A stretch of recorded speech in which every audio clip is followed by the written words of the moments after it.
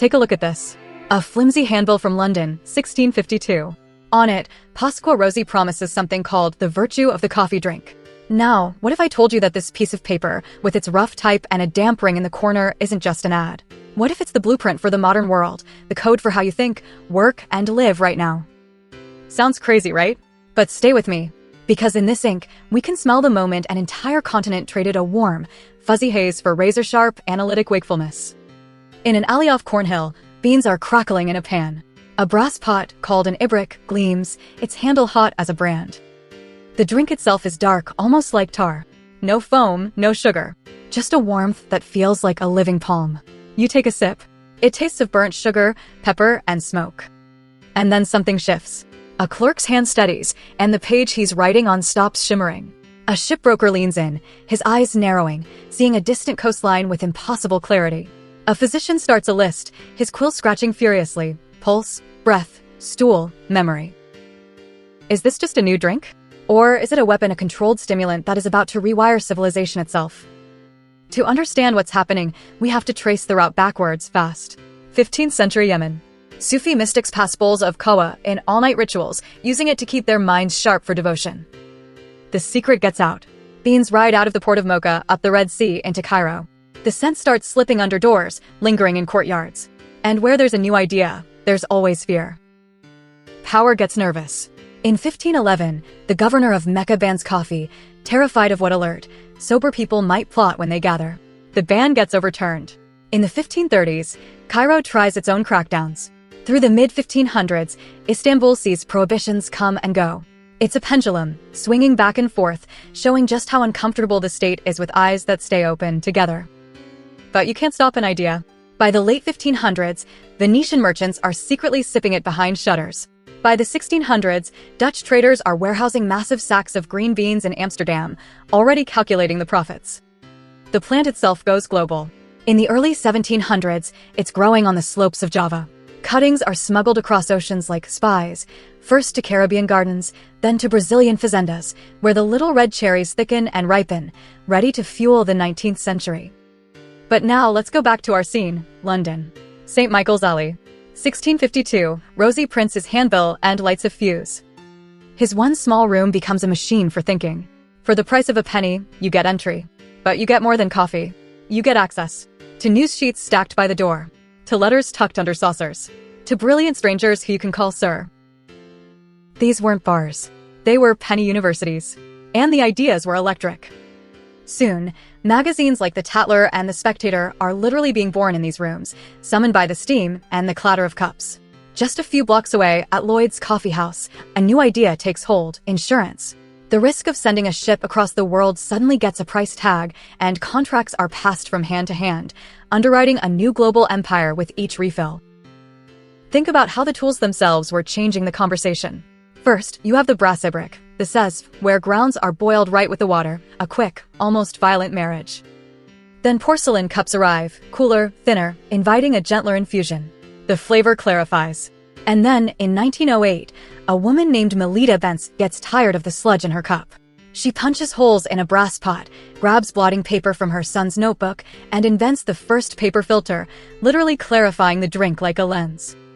Starting in 1901, espresso machines start hissing in Italy. They are compressing time itself into a 30-second extraction. Pressure is teaching the bean to speak a new, more intense language. Do you see the system? Rag paper to advertise a new mood. Porcelain cups for a new kind of conversation. Burlap sacks for global shipping.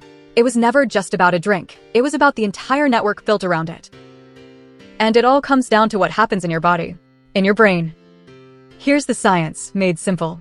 Caffeine is a master of disguise. It blocks these receptors in your brain called adenosine. That's the stuff that makes you feel sleepy. With adenosine blocked, other chemicals like dopamine and norepinephrine, the get up and go stuff, can flow freely. Suddenly, the weather inside your skull clears. The effect lasts 4 to 6 hours. But what was the world like before this?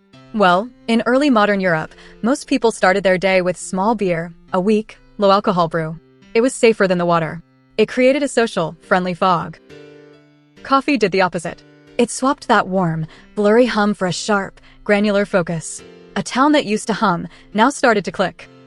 The rules nailed to the coffeehouse walls tell the real story. No brawling, no blasphemy, no plots. The very fact they had to say it proves just how close fists, faith, and faction were. And the space was contested. In London, most coffee houses excluded women. But in Paris, the salons and cafes mixed genders, creating a totally different voltage in the room.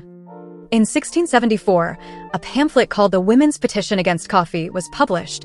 It was a satire, poking fun at men who spent all day talking politics instead of being home, but it hit a nerve.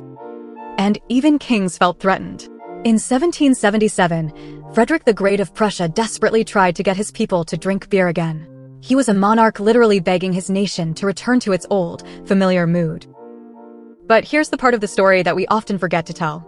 Listen for the human cost under the clatter of the cup. In the 18th century, most of Europe's coffee came from one place, Saint-Domingue, today's Haiti. It was grown by enslaved people under a brutal regime of heat, whips, and profit ledgers. After the incredible Haitian Revolution, Brazil surged to become the world's coffee giant, built on the backs of enslaved labor that lasted deep into the late 19th century. That trembling in the supply chain is still with us. Prices whip back and forth, coffee leaf rust wipes out entire fields, climate change threatens the high-altitude farms. The smallholders in Ethiopia, Colombia, and Vietnam today are still riding the storm of our daily caffeine whim. So now, the pattern becomes crystal clear. Coffee didn't just wake people up. It reorganized time itself. It turned the cyclical, hazy good times of the tavern into the linear, clock-driven focus of the office. A beverage became a protocol. Roast, grind, boil, print, debate, insure, invest, repeat. The coffee house was the original user interface for the modern world. Anyone with a penny could log on, join a conversation, and beta test a new idea. The authorities were never afraid of the drink. They were terrified of the collective, wakeful bandwidth it created. This is a blueprint of who we are, animals who reach for tools to sculpt our own attention, to make our minds slightly more extraordinary, long enough to build something extraordinary together. Think about it.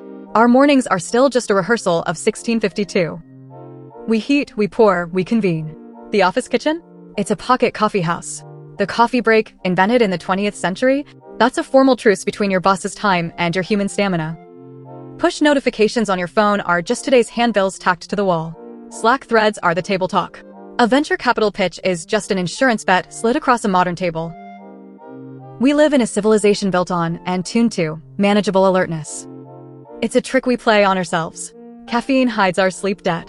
It lets us borrow focus against our body's natural clock, and we pay the interest at 2 a.m., staring at the ceiling.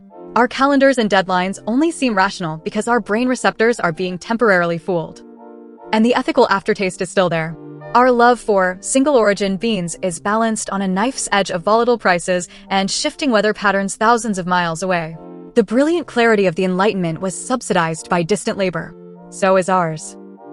Hold that old handbill up to the steam of your own mug. You can still hear the promises whispering. It was never a miracle cure. It was a protocol. If you want to understand the modern mind, just watch what it reaches for at dawn. Then follow the heat back to where the talking starts. So what's the verdict? Attention isn't a given, it's a craft we practice together. And every cup we drink is a kind of contract. In a world of infinite clicks and pings, the choice of what we choose to sharpen our focus on each morning ultimately determines the shape of the world we build by night. So here's my question for you, and I really want to know your answer. What is the one drink or ritual that you absolutely need to start your day? Is it coffee? Tea? A walk outside? Let me know in the comments below. I read every single one. And while you're down there, make sure to click on this next video. It explores another incredible artifact that completely changed the way we think. If you love unraveling the hidden code of our civilization, do yourself a favor and hit subscribe, because that's what we do here every single day.